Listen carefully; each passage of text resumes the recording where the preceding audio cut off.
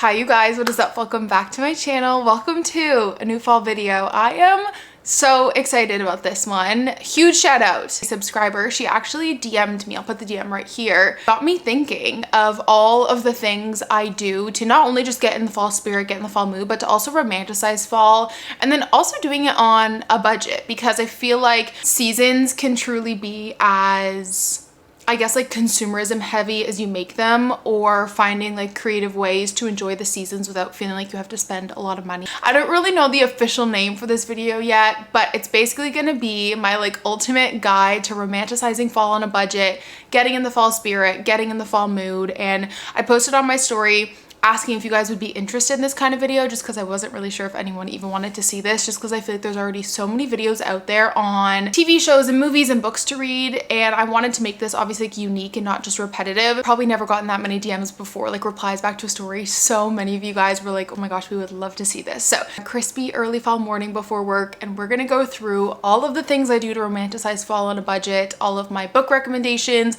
TV shows, and movies, and I am so excited to take you guys along. As you guys know, I feel like a big theme with me in autumn and fall and spooky season is because I love it so much, I romanticize the heck out of it. And to me, I do that because I mentioned this in my last video, so many of us spend so much of the seasons working, right? Most of us are working Monday to Friday, 9 to 5, or shift work, which can make it even, I mean, it can make it a little bit easier to do things during the week, but it can make it harder with all of like the flip-flopping back and forth in your schedule. I feel like with working 9 to 5, you really have to take hold of those evenings and weekends and make the most of them, but that doesn't mean you have to jam pack your schedule and do all the things. I really think that the beauty of fall and autumn does lie in the little moments. Don't think it's about what you don't have, but creating your own magic in your own atmosphere, and that's kind of the theme for the video. I really do think getting in the fall spirit and the Halloween spirit is all about setting the stage, all about setting the atmosphere. I feel like you guys will see me saying a lot like immersive and atmosphere in this video, because I really do think that's what sets the tone for a seasonal shift like this and welcoming autumn. So honestly, let's jump into it. I have a few tips I'm gonna share first, and then we'll get into like the TV shows, movies, and book recommendations. And I'm so excited for this video. I really hope you guys enjoy. One is doing all the things that you loved as a kid. I think a common theme for a lot of us during fall, or for me, I personally love Halloween. I love it because of the nostalgia that is tied to it from when I was a kid.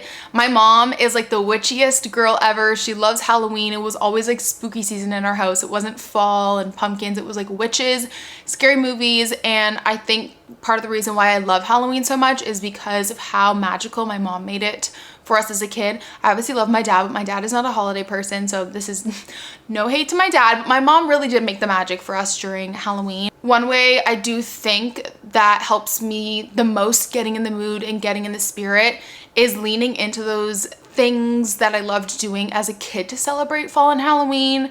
So whether it's rereading your childhood favorite Halloween book, or maybe taking traditions and memories that you made with your family growing up and adding those into your family now, whether you're married and you have kids, or you maybe live with roommates or have a partner. I love carrying over traditions. I think it's just really fun. For example, Matt and I always start spooky season with watching Haunted Mansion and eating pumpkin Pillsbury cookies. That's just the tradition we started.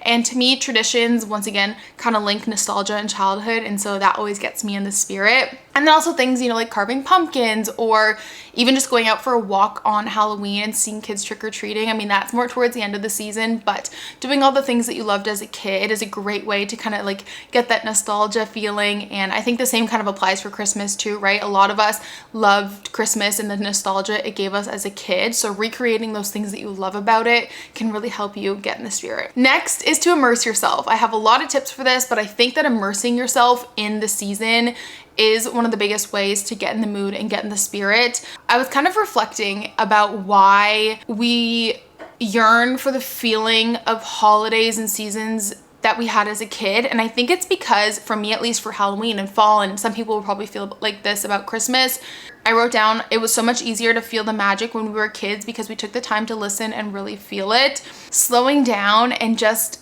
enjoying being immersed in the seasons is a huge way to enjoy it.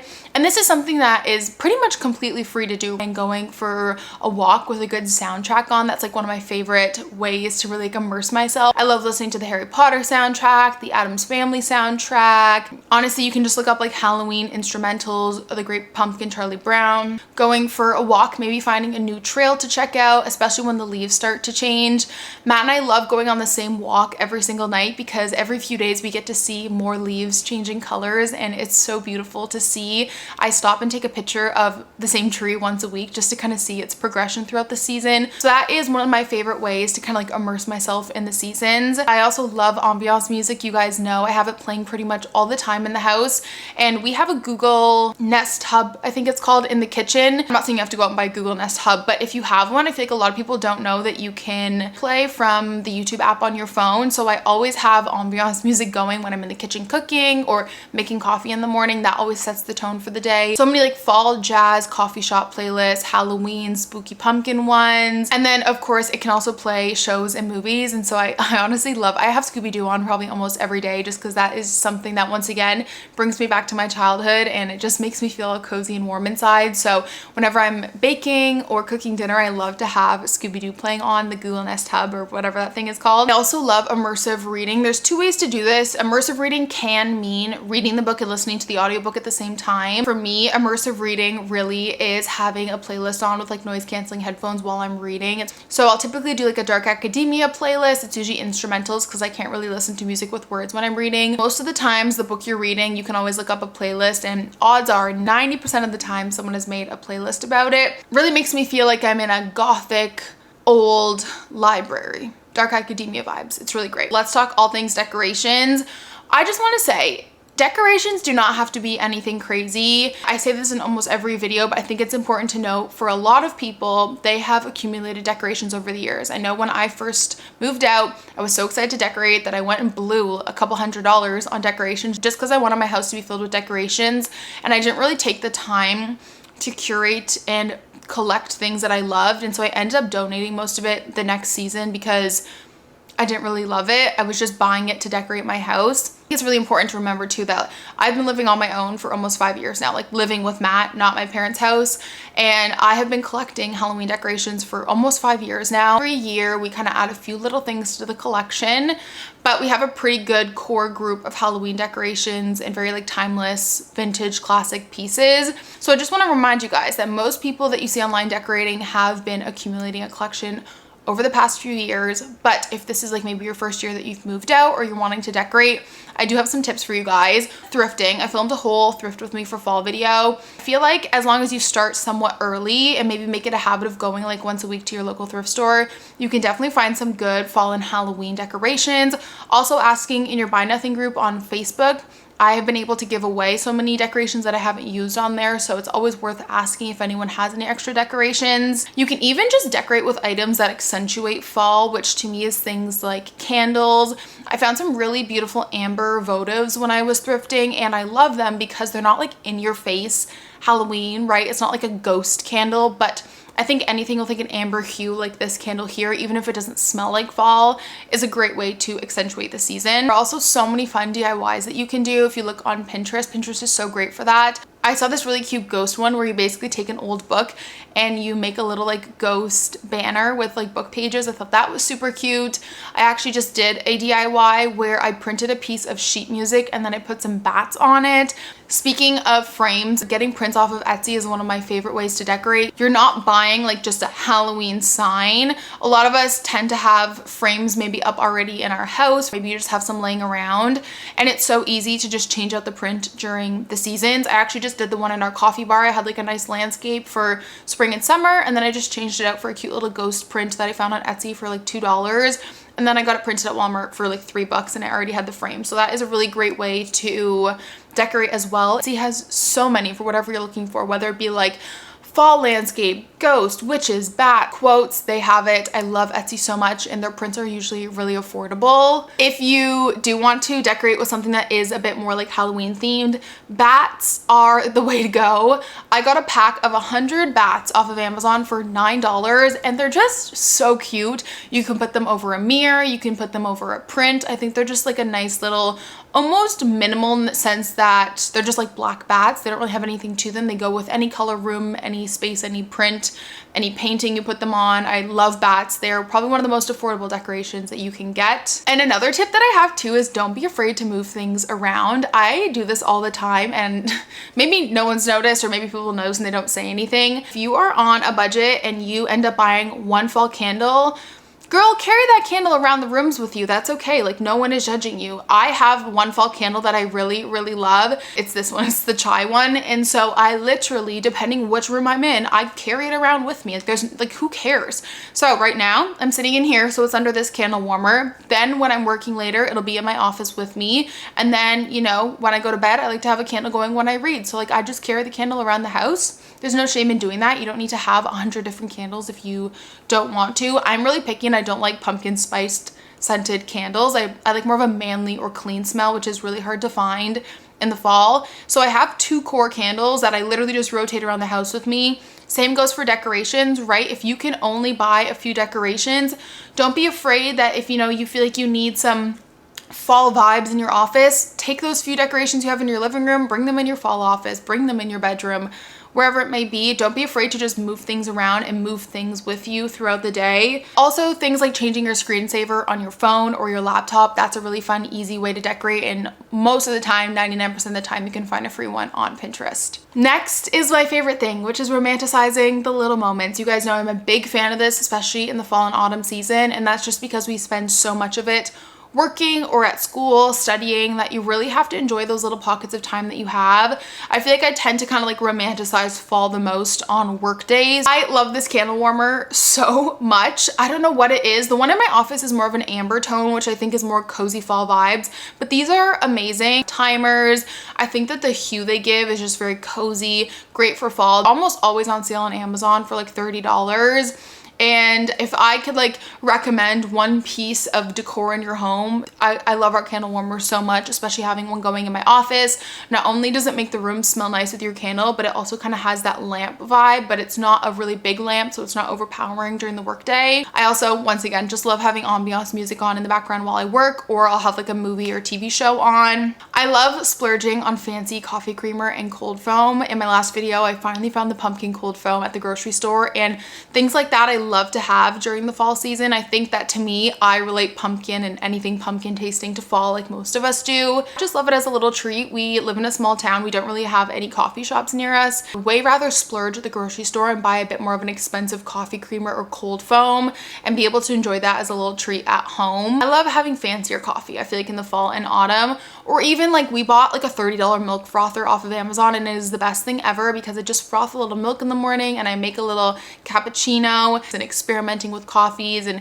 just cozy warm drink. I also love buying a distinct tea flavor that I only drink during that season. So for me, that's apple cinnamon tea.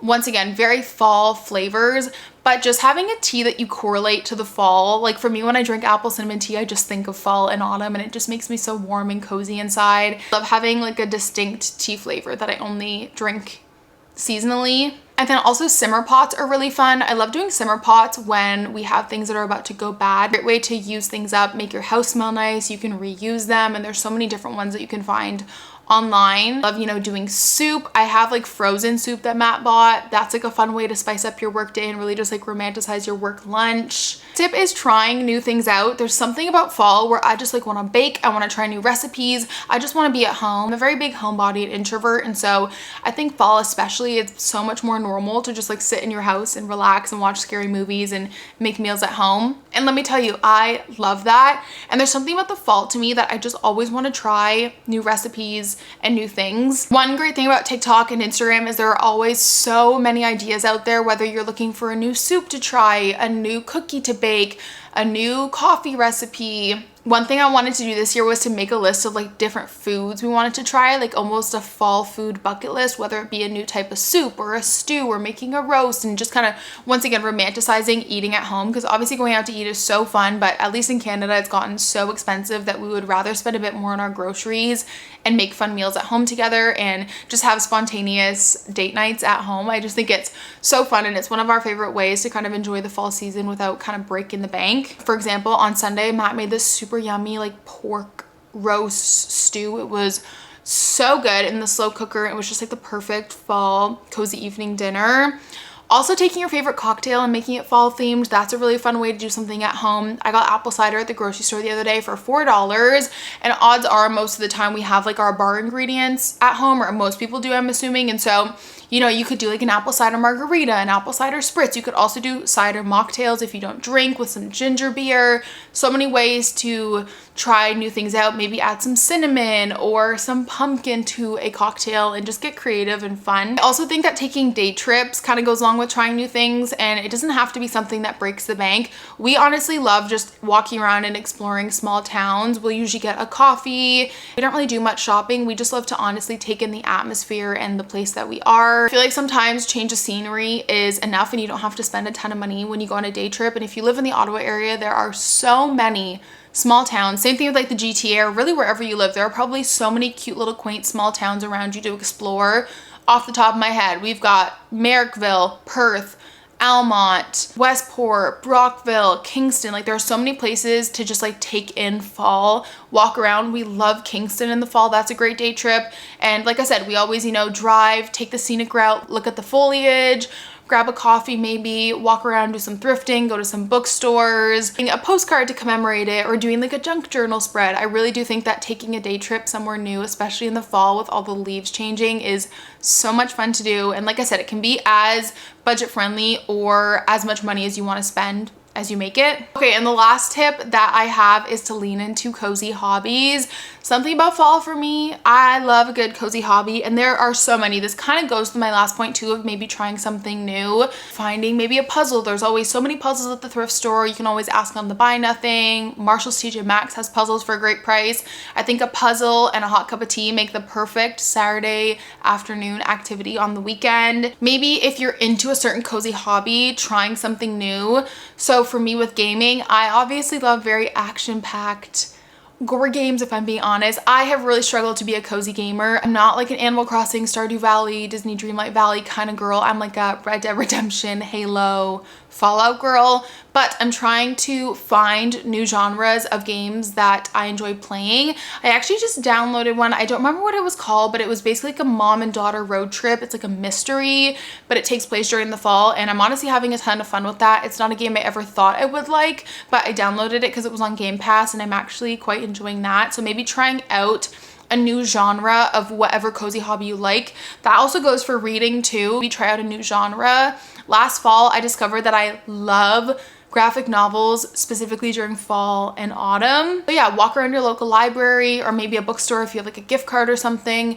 and take a look at different genres that you wouldn't normally read. Maybe you just read contemporary romance and you want to read a thriller, or maybe you read thrillers and you want to venture into horror, or maybe you want to try like a dark academia or like a gothic fantasy book. That whatever hobby you currently enjoy, trying something new or like a new genre within it is a really fun way to just, you know, cozy up inside and enjoy like, you know, maybe a rainy, cool, crisp fall day. Maybe trying something new. Like they had these little crochet ghosts, kind of like are they called woobles? They had some at Marshall's that were like little ghosts. We have a Harry Potter one, just like trying something new. I think that's a really fun way to kind of embrace the season as well. And then I also just wanted to share some creators that I love to watch during, I mean, I watch them all year round, but specifically during fall and Halloween to get into the spirit and watching YouTube. At first, you guys probably know her, Morgan Long, and then also Darling Desi. I feel like those are the queens of fall. Also Alison Bickerstaff. If you're into more Halloween stuff, I love Jade the Libra.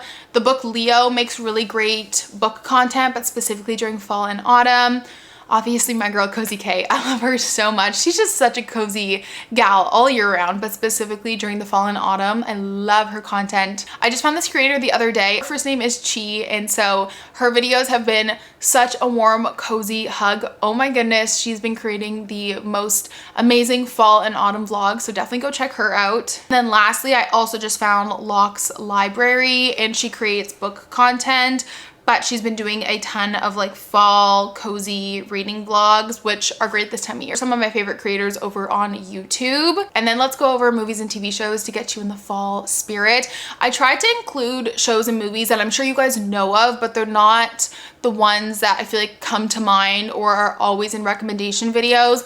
Obviously, I have nothing wrong with Gilmore Girls and Practical Magic, Haunted Mansion, and all these amazing shows and movies, but I feel like when it comes to recommending shows and movies for fall and Halloween, it's always the same ones given, and so I kind of want to switch it up a little bit and give you guys recommendations that you maybe don't hear about as much. First, we have obviously What We Do in the Shadows. This is originally a movie that they then turned into a TV show and documentary style shows. So think kind of in the style of The Office, about a group of 4 vampires who live in Staten Island, and it is just so funny. There's raunchy moments. The humor is just absolutely hilarious. It's just such a comfort show for us. We love it so much. So if you like those more kind of like documentary style comedy shows, you would absolutely love this, especially if you're a Halloween lover. Then we have Over the Garden Wall, which I feel like you could totally binge on like a rainy Saturday or Sunday afternoon. This is an animated short show that follows 2 siblings who basically get lost in the woods and they're trying to find their way home. It gives very much autumnal, spooky fall vibes. Lots of pumpkins, lots of spooky scaries. It is a little bit spooky, but overall kind of like a wholesome feeling to the show. And once again, one of those ones I just kind of have on in the background while I'm working. It's such a cute little short series. Of course, Only Murders in the Building. I feel like I don't really have to explain that one that much. And then also The Chilling Adventures of Sabrina, which of course, Sabrina the Teenage Witch. Also, the original movie is great too. This is a kind of dark coming of age story about Sabrina, who is half witch, half mortal. It's kind of horror and basically about kind of like her living her teen life and kind of like fighting the spirits, and I think it's a really fun watch. Then we have Haunting of Hill House and Haunting of Bly Manor. Haunting of Hill House is so good. This is about a family who moves into a house that's full of secrets and ghosts, and the show alternates between past and present, and they do an amazing job. Haunting of Bly Manor is also by the same creators, but this is about a nanny who moves to kind of like an old creepy house in England, and I highly recommend both of them. Then we have Pushing Daisies, which I feel like nobody ever talks about. Fans of Tim Burton. It's kind of like what I call a forensic fairy tale. Basically, this is about a pastry chef, and he has the power to bring dead people back to life. And so he solves murder mysteries with his resurrected childhood sweetheart. And it's so fun. I feel like I never hear anyone talking about it. Of course, Series of Unfortunate Events, both the TV and the movie. And A Clarita Diet, also one I don't feel like I hear anyone talk about. This one definitely leans more like comedic, lighthearted if you're not into like the really gory stuff. This is about a married couple named Sheila and Joel, and they're suburban real estate agents. Then Sheila becomes undead and starts like living off of human flesh, and it's kind of just about their journey with that and trying to juggle that while being like suburban parents to a teenage daughter. I will say, if you haven't watched Game of Thrones, I feel like the fall is a perfect time to watch it just because it is a little bit more of like a moodier show. I also don't hear anyone talk about the Sleepy Hollow TV show, which takes place 250 years after Ichabod Crane was killed. He like wakes up in modern times and he has to solve a mystery that kind of like dates back to the founding fathers and when he was first alive. And he forms this relationship with this detective where they kind of try to stop evil from happening. And once again, I never hear anyone talk about this. Okay, and then in terms of movies, the first one I have to say is Hubby Halloween. This is Matt's favorite Halloween movie ever, and if I didn't mention it, I would be in big trouble. It's a comedy with Adam Sandler, and basically it takes place on Halloween in Salem, Massachusetts, and he finds himself in the investigation of a real life murder, and it's just like really fun. Like if you took Grown Ups and you put it on Halloween, it's kind of the vibe it gives. I did my annual You've Got Mail watch the other day, and it's just one of my favorites. I feel like everyone talks about When Harry Met Sally, which don't get me wrong is a really good movie, but no one talks about You've Got Mail. Kathleen and Joe meet online when the internet first comes out, and they're kind of corresponding back and forth anonymously. And Kathleen owns a boutique bookstore and Joe owns a chain of bookstores. And long story short, they hate each other in real life because obviously Joe, being like a corporate bookstore owner, he's kind of forcing boutique bookstores to close. And so in real life they hate each other, but they don't know that they're talking to each other online. The movie takes place over all seasons, but it starts in the fall and autumn, which it's just such a good, cozy, lighthearted, feel-good movie. Of course, The Addams Family, which a classic, the original Halloween. I will say I love all of them, but the original Halloween just like hits different. Then we have the Sleepy Hollow movie, not to be confused with the TV show. This one has Johnny Depp and it's a Tim Burton movie. And this is based on the original Legend of Sleepy Hollow. I feel like this does a really good job at mixing like romance, horror, fantasy. If you haven't seen it, you need to. It's a classic. Okay, then we have the Halloween Tree, which is actually one of the books I'm gonna talk about after, but it is also an animated movie, and this is about a group of friends. I think it's 8 boys, and they go out trick-or-treating on Halloween only to find the ringleader of their group has been whisked away. And throughout this journey of finding him, they learn about Halloween's influence and its origins in different cultures. Then we have The Trouble with Harry, which this is a really old movie. I think it takes place in the 50s,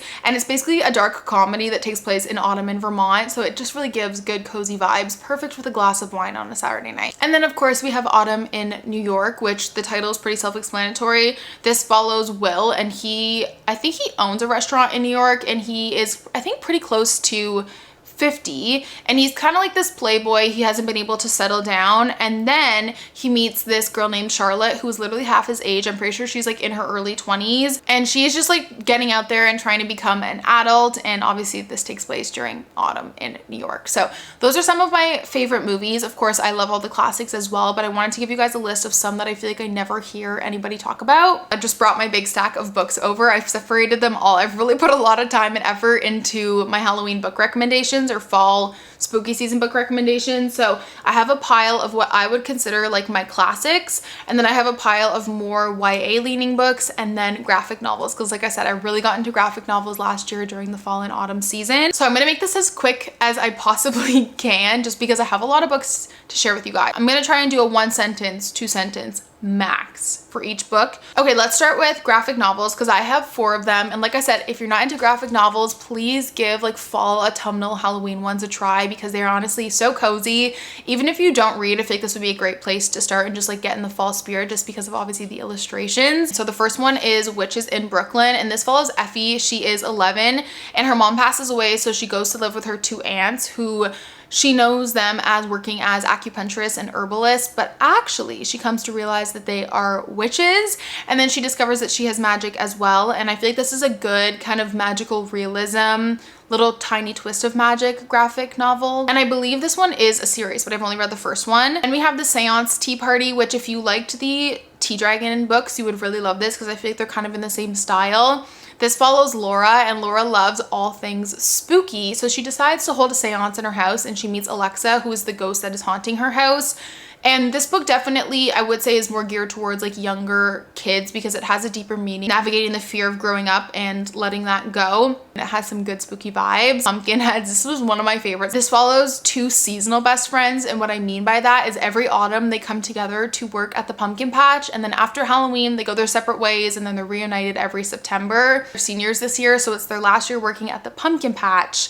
And basically it just kind of follows their last shift working together. I feel like if you want to get into the fall spirit, this is the best one to start with. Then we have the Garlic comic books. I got this recommendation from Katie is Reading. She also does a ton of great seasonal content, but there is Garlic and the Vampire and Garlic and the Witch. And Garlic and the Vampire is the first one, I believe. It is truly one of the most precious, heartwarming, wholesome, delightful, fluffy graphic novels you will ever read in your life. The art and the coloring of the novel is very autumnal and uses very autumnal colors. So once again, I feel like it's the perfect read for fall. Basically, we follow our main character, Garlic. Yes, I did say Garlic. And she has decided to brave the woods and go on an adventure. And she wants to see if a vampire is living on the castle on the hill, and it's all about her journey getting there. She also tends to a witch's garden, and it's just honestly the cutest thing ever. So I do highly recommend. Okay, let's do classic Halloween books. And what I mean by this is most of these aren't super contemporary. There might be a few. These are books that I tend to want to reread every year. I've been reading for years and are just that classic Halloween feel. So the first one is The Halloween Tree by Ray Bradbury. Like I said, this is also an animated movie, and I took this book out of the library as a kid and I have read it every single Halloween since. This is the story of 8 friends who basically on Halloween, the ringleader of their friend group, Pipkin, goes missing. They're searching for their friend, and it leads them them to like an old decrepit gothic mansion with a tree that is covered in lit up jack-o'-lanterns, which is called the Halloween tree. Anyway, so from here they're given a tour of Halloween and all the Halloween like celebrations around the world. I just feel like Ray Bradbury does a really great job of combining fantasy with reality, and it is one of those books that every time you read it you get more insight and you find little details that you didn't get the previous time. So I highly recommend this. Ray Bradbury also wrote Something Wicked This Way Comes, which is another, I would say, like pretty well-known spooky season classic book. This follows a traveling carnival that arrives to like a Midwest town in October. It follows our two main characters, their 13-year-old boys named Jim and Will, about their like nightmarish experience with this traveling carnival. The quotes in this are just absolutely beautiful too. I'll read you one of my favorites. I have this one highlighted. It says, "Beware of the autumn people, for some autumn comes early and stays late through life. For these beings fall as the ever normal season, the only weather, there be no beyond choice." Say Ray Bradbury's writing is something you kind of have to get used to just because he has kind of choppy sentences, a lot of commas, but it does force you to kind of slow down. Then we have A Night in the Lonesome October, which another one that no one really talks about. This one is set in London in the Victorian era, and it basically follows all of your beloved Halloween spooky season characters. We've got Jack the Ripper, Sherlock Holmes, Dracula, Frankenstein, and the Wolfman. They all come together to play this game when the full moon falls on October 31st on Halloween. The book is full of like rituals and scavenger hunts, and your narrator is Jack the Ripper's dog named Snuff, and it's a really fun time. Once again, another classic. Of course, The Legend of Sleepy Hollow. We've got The Graveyard Book by Neil Gaiman. This follows a young boy and he lives in a graveyard and he was raised by ghosts. And that's like all you need to know about it. It's a really fun little like YA book. I love that the book has illustrations as well. Of course, there's also Coraline by Neil Gaiman, or like honestly any Neil Gaiman book. Then we have The Saturday Night Ghost Club, which is written by Craig Davidson, but you guys probably know him as Nick Cutter. He writes under a pseudonym. The best way I can explain this is Stand By Me give Stranger Things vibes. This follows our main character Jake, and he grew up in Niagara Falls in the 1980s. He has an uncle named Calvin who is really eccentric. He owns an occult shop. He's like really obsessed with UFOs. And so this follows Jake as an adult telling the story from when he was a kid of when his uncle invited him to join his Saturday Night Ghost Club. It's a good little ghost story, very nostalgic, magical, emotional, little coming of age story. Of course, we have magic lessons in the entire Practical Magic series. I don't really feel like I have to say anything about this one. Y'all know. Witches. Also along with that, A Discovery of Witches and the entire series by Deborah Harkness. So good. And this is also, I'm pretty sure, a TV show. I haven't watched it, but a great witchy series if you're into witches. Shirley Jackson actually wrote The Haunting of Hill House, which is the TV show I talked about earlier, and she also wrote We Have Always Lived in the Castle. Her books are like the perfect little size to get you in the mood for spooky season. Super spooky, gothic. Of course, the Lemony Snicket book series. These are so easy to fly through this time of year just because they are a children's book, but they just hit different during the spooky season. Then we have Horseman by Christina Henry, which is a Sleepy Hollow reimagining kind of tale about modern times and the Sleepy Hollow Ichabod Crane legend. This one's really good. And lastly, I have a nonfiction recommendation for you guys, which is Trick or Treat, A History of Halloween by Lisa Morton. I don't love nonfiction books, but anything to do with like Halloween and the history behind it, I'm sold. I do highly, highly recommend this one. Okay, last stack of books I have is those more kind of like YA leaning books. The first one is Clown in a Cornfield. This one to me kind of teeters YA and adult books. This is the vibes of like a teen slasher movie. This book follows Quinn, and she moves to a new small town after her dad gets a job there. And basically they settle into their new home, and she realizes that there's kind of like this decrepit farmhouse in the middle of a cornfield, clown face painted on a mural. And it's all about a serial killer clown in a small town. And honestly, once again, being YA, I feel like something about the fall and YA books, they're just really fast paced, easy to get through. It's actually won the 2020 Bram Stoker award for like a young adult horror book. So highly recommend. I believe it's a series too. Then we have You're Not Supposed to Die Tonight by Kaylin Bayron. I've heard the audiobook for this is amazing. I love audiobooks this time of year, just once again to get me immersive, get me in the mood. This book follows Charity, and basically she has a summer job playing the final girl at this sleepaway camp. The guests will like come to stay at the sleepaway camp to participate in this like spooky game where they basically recreate scenes from slasher movies. One of her coworkers ends up dead, and so she's realizing that she might end up becoming dun dun dun a real life final girl. I haven't read this yet, but I have heard nothing but great things, and I do have this on hold from the library. Okay, House of Hollow I feel like would make a really great fall book. It definitely just gives more gothic, eerie vibes. I don't even know how to explain, so just go in blind to this, but I promise it's a really good, spooky, gothic, good time. Okay, then we have The Bone Houses by Emily Lloyd Jones. This is marketed as YA fantasy, but it definitely gives me that like creepy horror feeling. It is a fantasy that is set in medieval times, and basically their village is fenced in because zombies lurk beyond it. Our female main character, her name is Rin. Family basically owns this graveyard. Her parents have passed away. It's just her and her siblings left, and she is a gravedigger. And then this new boy comes to town. Town is also struggling with bone houses, which is what they call any corpse that has risen from the dead. Her and this like new boy to town, his name is Ellis, they kind of go on this journey to face the curse and figure out how to stop these corpses from rising from the dead. I would call it like a YA gothic horror fairy tale.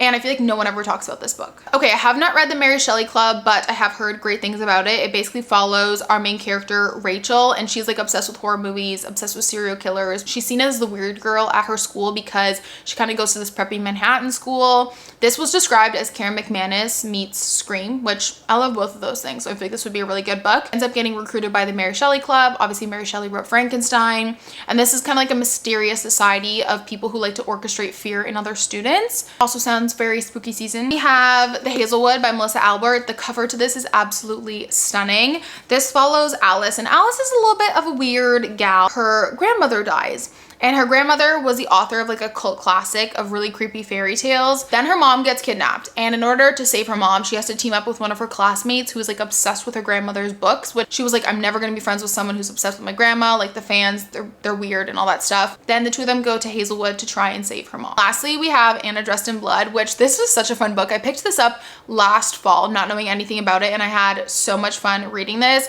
This follows Cass and Anna, and basically Cass is someone who like kills ghosts and kills the dead and all this stuff. So him and his mom, who is a witch, they travel around to different towns to hear the folklore, the urban legends, and then they like kill the urban legends basically. So they get to this new town where he's set on a mission to destroy this ghost. Her name is Anna. He meets her and they both spare each other their lives, and you can guess where this ends up going. It's kind of a cutesy little spellbinding romance book. Those are all of the book recommendations that I have. Like I said, you guys have definitely probably heard of some of these books, but I wanted to try and make this a list of books that not everyone talks about all the time and find some more kind of like unique books for you guys to read this fall and Halloween season. But anyways, I hope you guys enjoyed this video. Hopefully this got you guys a fall spirit or finding ways to romanticize fall and make the most of it on a budget. I love you guys so much, and I'll talk to you guys next time. Bye!